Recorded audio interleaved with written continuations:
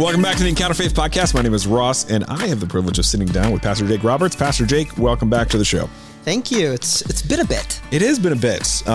Your probationary period's over. That's good. Yeah, I got us that NFS rating and proper rating. I didn't say anything bad, but no, but I felt like in most interactions with you, people needed a sense of, just warning. Yeah. And I'm glad this episode, especially the way we just started, is for sure going to have that as well. Yeah. But that's not what we're here to talk about. So one of the things that I'm really excited about and proud of our church is the context in which we had this Anatomy of the Soul series. It's a series all about mental health, and we've been having some great conversations here on the podcast. And your message and context, as you and I were talking yesterday, talked about this idea of lifelines. I loved the title, Lifelines for the Weary. Can you help people just understand a little bit of the scope as we dive into it? Because you and I are going to talk about that, but we're also going to talk about the ways in which this conversation is different for men specifically.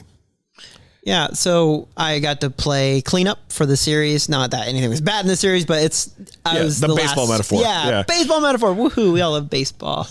But yeah, I got to be the last preacher in the sermon series, so I had the privilege of getting to sit for the first 3 messages and listen and hear each week. The first one was much more technical, really talking about the inner workings of mental health, and we got to hear from a guest speaker, an Anglican, and very interesting. You as she's speaking, you're like, wow, this person is a mental health professional. They really understand it, but they're not. She literally sells Bibles for Tyndale as that.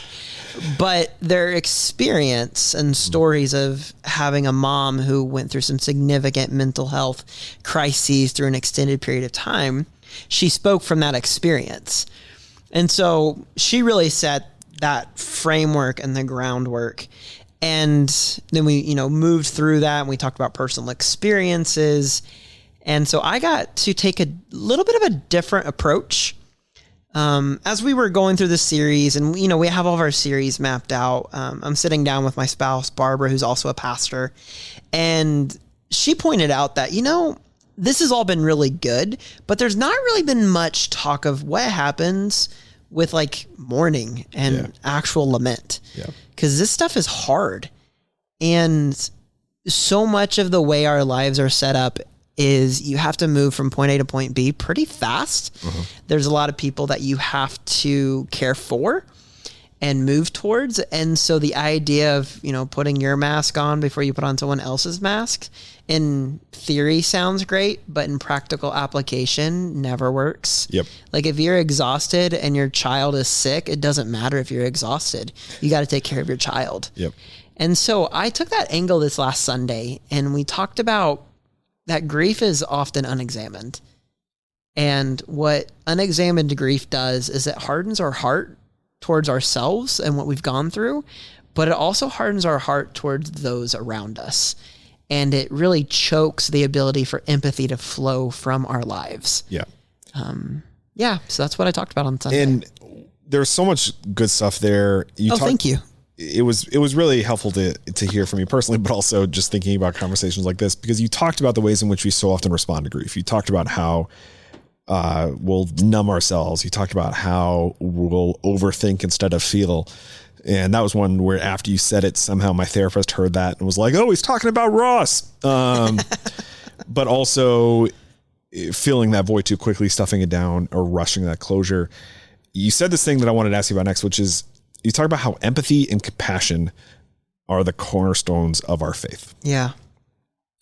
And obviously that is biblically accurate and that is idealistically true, but too often we've made other things the cornerstones for our faith. When I think about particularly folks that you talk to who are not a part of our faith, my guess is they wouldn't point to us and go, yeah, these guys are all about empathy and compassion. What do you feel like we as a Big C church have replaced as those cornerstones, and how do we get back to that, to being known for our empathy and known for our compassion? That's a really interesting question.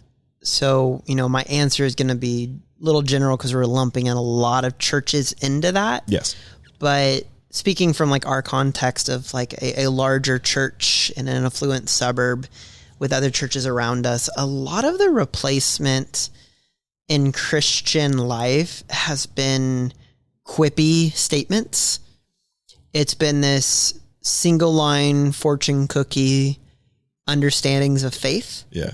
It's been, you believe X, Y, Z and you're good to go. Yep. A lot of faith has become disembodied. And what I mean by that is we have faith or are given faith, depending on your tradition, in Jesus for what we get from Jesus, not what Jesus asks of us. So there's this beautiful exchange in the Christian faith. In the life, death, and resurrection of Jesus, we are given all from God. Life, abundance, fruit, grace, joy, and in return, we give ourselves back to God. And we do this imperfectly.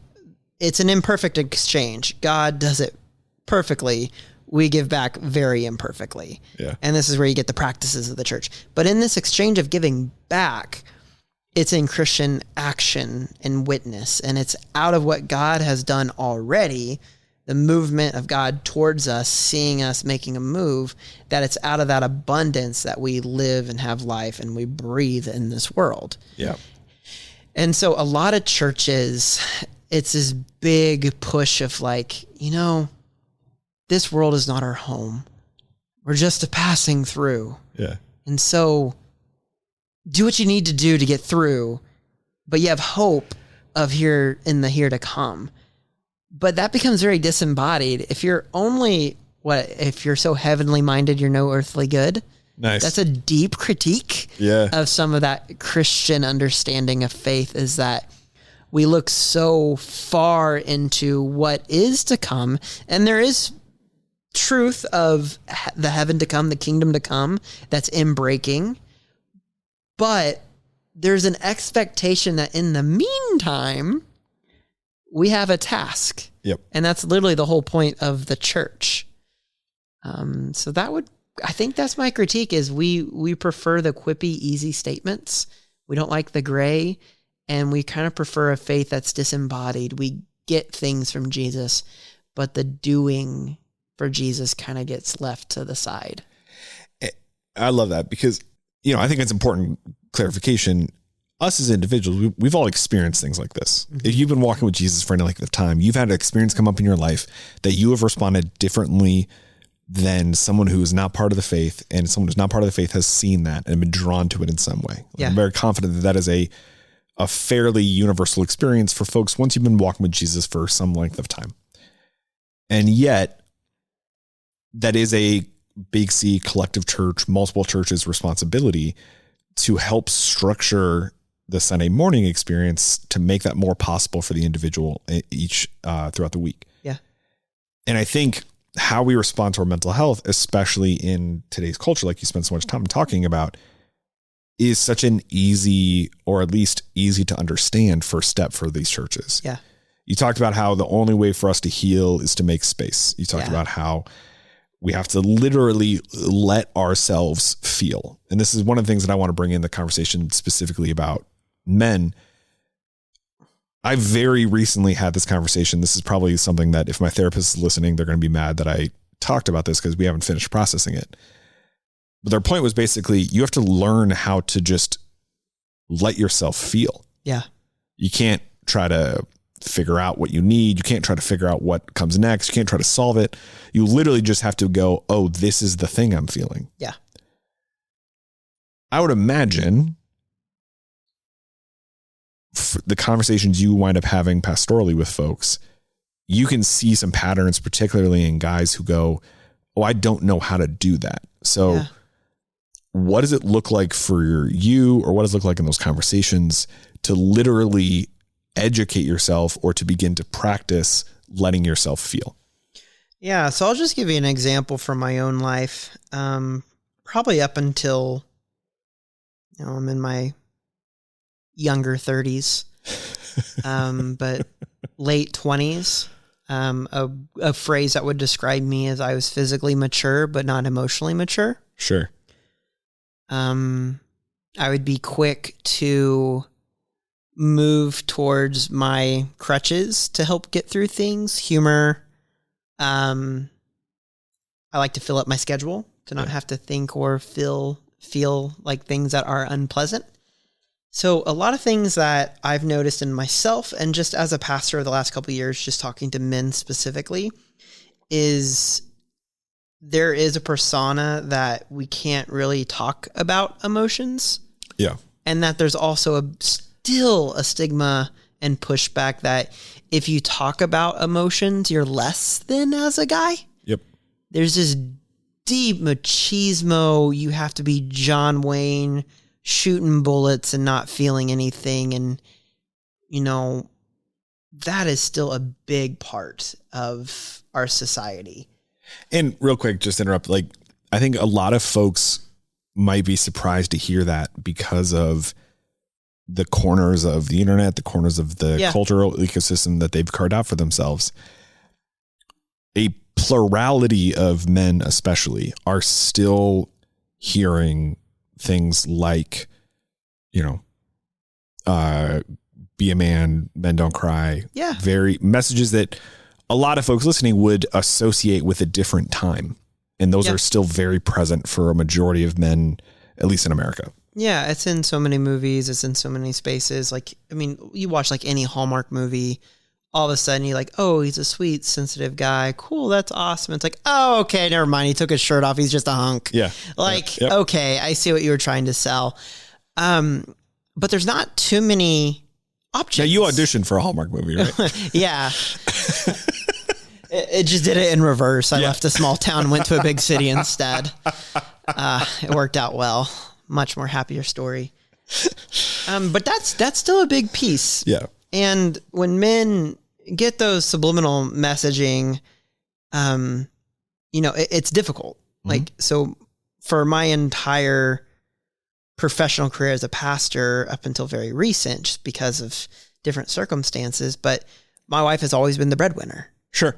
Always. I'm a pastor. We don't make much. Like, that's just always been the case.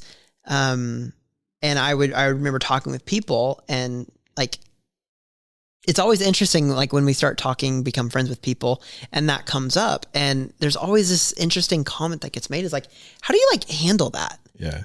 I was talking with a young pastor not that long ago who said the same thing. Like, hey, my wife is going to be making more than me. And I was like, okay. Yeah. He's like, how do you handle that? And I'm like, you're young. This is still a question. Yeah. So like, it's still a thing. Yeah. Like, what do you do when the perception is that men still do the work? Women, you should work in such a way that your wife doesn't have to do so much. Mm-hmm. Even if she has desires and wants and dreams and passion and wants to go after what they want to go after. And full autonomy. In some way, shape, or form, they should be able to do that. But they shouldn't have to do that. Yep. You should feel bad because you're a dual income family. Yep. You should feel bad that you're having to work overtime, or you should be doing overtime to make sure you're paying for all these extra things that your kids can do. And if they're not in that, then you're doing less as a parent. Yep. And like, I think of the Barbie movie, and it was just the main character has this monologue talking about all the pressures on women, and it's 100% true. But then I started thinking as well, like, it's not to that extent, but men deal with some significant pressures as well. For sure. Like the mental health of like the machismo culture. Yep. Loneliness, because if you're socially immature, then most likely there's a lot of other men that are socially immature. And so your connections are going to be, I like football. I drink beer. And that's a stereotype, but like, it's hard to find deeper relationships with other men that can go deeper than just things that we like and care about. We don't grow out of the preschool mentality of you're the same size as me, so therefore we should be friends. Yeah. And then the one that doesn't get talked about is men also deal significantly with body dysmorphia. Sure. There's this, it affects all people, but it affects men as well. I actually was talking to Barbara this morning, knowing that this podcast was coming. I was like, so from your point of view, what are the things that kind of affect men? And she's like, well, loneliness is huge. Yeah. Like having those socially deep, intimate conversations. Intimacy is hard.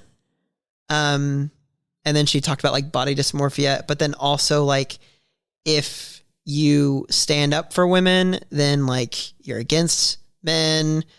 Like it's often a no-win situation. And so like in our society as a dude, like how do you process that? Yeah. How do you make wise choices? You look to Jesus 100%. He's the prime example of what humanity is supposed to look like. Yep. And you and I were talking a little bit, but there's a pastor. Again, this is pop culture. A pastor just recently at a church in Arizona, you can fill in the blank of who you think it is, but was like, you know, the current man dream of the American dream is to be a virgin in someone's basement, not having any money and pretty much being homeless. And he's like, that's a wimpy, lame. And I'm sitting there and I'm listening. And I was like, Jesus was a virgin, church tradition. Jesus was homeless, church tradition. Jesus was very poor, which is also church tradition. Oh my goodness. Yeah. So what do you do with that? Yeah. Yeah. Not sure if any of that was helpful. No. It's kind of just ripping off the top of my But head. that's the reason why I asked the question that broadly is because I think people aren't even doing the kind of processing that you're describing. No, we don't. And there's not places to talk about it really. And that's without the being piece, attacked too. Right. That's the piece to me that I feel like is helpful for a conversation like this is even just in you walking through that and having that moment of, I don't know if that helped. That's how my perception being, that's how most men are approaching all of their mental health. Yeah. That it has to help in order for it to be worth saying out loud. Yeah. And I'm certainly doing that all the time, but especially I think it was so helpful that you brought up that example of like a newer pastor asking those kinds of questions, because I think there is an older generation that is going, man, you guys are really into your feelings. And but we're really into our feelings in the sense of we're trying to acknowledge we have them. Yeah. While previous generations weren't even given capacity to have them, with the hopes that our sons are actually able to process them and deal with them. Yeah.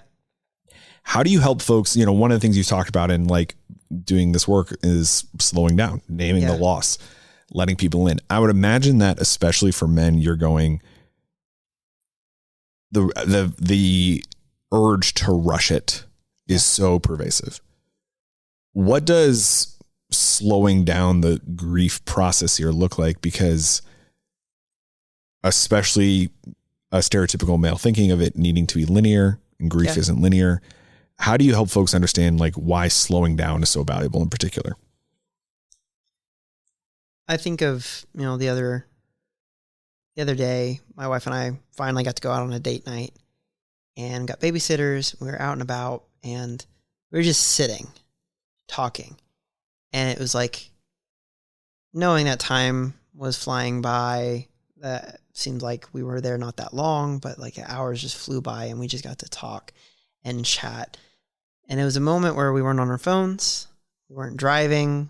We weren't talking while I was heading into the church. She was going to work. Like we weren't watching the kids do gymnastics. It was just us in a space talking. Yeah. And the amount of like relational collateral and equity that happened in that moment was significant.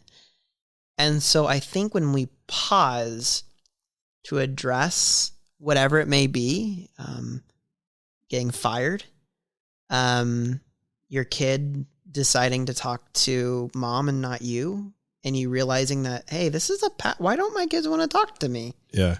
Because that's a thing too. Yep. When we get a chance to just pause, the work that happens in that moment is much more. Yep. And so just a simple thing, the things that speed up time, like scrolling through your phone, being on Netflix, social media, like those things just speed up time. They make time kind of just go by fast. When you're trying to pause, you want to take out the things that speed up time. That's good. So for me, I shared an example of when my wife and I did foster care, and our kiddo went back into his family. It was really hard on us. I went to therapy, and in that hour time, I don't get to have my phone. And like time really did slow down. Yeah. Like it like still seemed very fast, really kind of an oxymoron, but the amount of like actually getting to wrestle with what happened increased. And I sought out those moments that kind of slow down time. Uh-huh. For me now, like I work out first thing early in the mornings, and I get this period of time when I get home versus when the girls wake up. And that's become holy ground for me. It's like 90 minutes, and it's a long 90 minutes, and I don't touch my phone. So it makes it feel a lot longer, but it's that space where I write. I listen to podcasts. I sometimes journal. I'm not a great journaler. I talk like this out loud. It's kind of weird, I guess, but it works for me. Yeah. But yeah, do the things that automatically slow down time, and then cut out the things that speed up the time, especially when you are needing to pause to talk about and it's always good to invite people into those spaces if you can. Yeah. Because where I think we can land the plane here too is the reason you need to practice that kind of work, the reason you need to find those, whatever your holy ground means to you, is because too often right now, to speak for myself, I'm relying on Lauren to do that work for me. Yeah. I'm relying on, even in the helpful example of my kids exhibiting a pattern, rather than having that be a check engine light, I'm relying on that to be to cause the car to fail. The metaphor fell apart there, right? But when you are able to do the kind of work that Pastor Jake's suggesting there, dear listener, you're able to start identifying those things within yourself. And then the people who are being brought in, there's a clear understanding of how they can help. Yeah. It's that classic example of when you're so overwhelmed and someone says, hey, whatever you need, call me. And you're like, I don't even know what I need. Versus when they get brought in, they're able to go, hey, I'm going to do this specific thing for you because I'm seeing this as a need that you have, and how much more helpful that second one is. Go ahead. Yeah. A really simple place to start if you're looking for a way to just slow and quiet is just Google the daily prayer of examine. Nice. It's an end of day, kind of inventory of doing a check-in with yourself. And it walks through like, what happened today? How did you respond to those things? What do you think God was saying?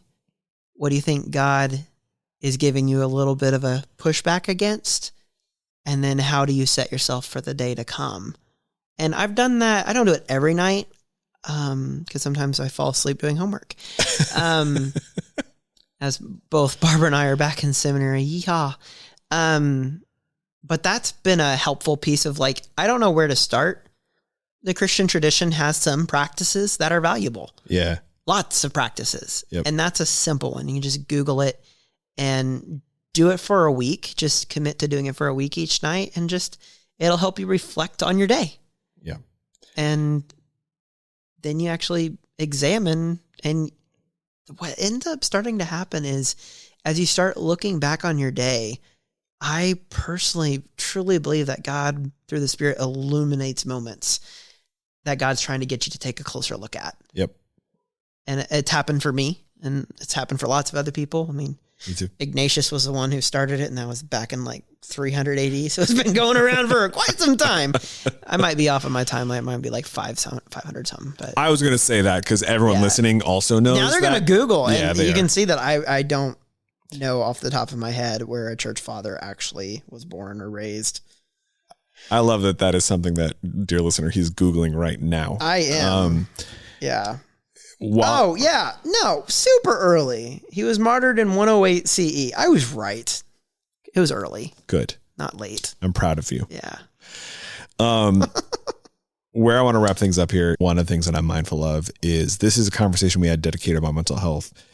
But if we treat this like, man, we did the mental health thing, we're selling all of what God's been up to over the past 4 weeks here short. 100%. what would you recommend to folks, anybody, about how they can continue this conversation, both in small groups or even just for themselves personally? Find someone that you trust that can do check-ins with. That's the biggest. Who is someone? And if you don't have someone, you can make it a pastor at church to start out with. You know, their schedules are sometimes pretty busy, but initially, that's a great place to start. The second piece would be to pick up a practice that helps you do some of those examinations. And then if you're married, like that's always really helpful, is to talk these kind of things through with your spouse. And again, I think anyone and everyone should be in therapy. We don't know what we don't know. Mm-hmm. We are constantly changing. Our lives are constantly giving us things that we don't know what to do with. And they are specifically trained to help us understand what tools we have in our tool belt for the situation, or to equip us with one that we didn't know we needed. Yeah. I remember when we went from 1 kid, 2 kid, my wife and I took a parenting class together, and I was just like, oh my gosh, how much did I need this? I had no idea how much what I was doing was causing some of the frustrations that I was experiencing. Sure. And it's just... Yeah, therapy is a lot like that. It is so helpful. Yeah. I have a sweatshirt that you can love. It's okay to have Jesus and a therapist too, and it's one of my favorite sweatshirts.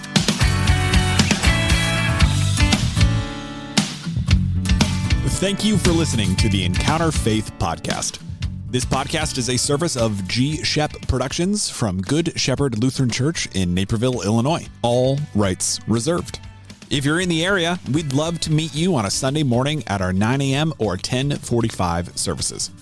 At Good Shepherd, we are inviting everyone to walk together in the calling of Christ for a life of eternal impact. This podcast is produced and hosted by me, Ross Cochran, and our theme song is Wake the Earth by 1111 Worship. Thank you for listening. We'll talk again soon.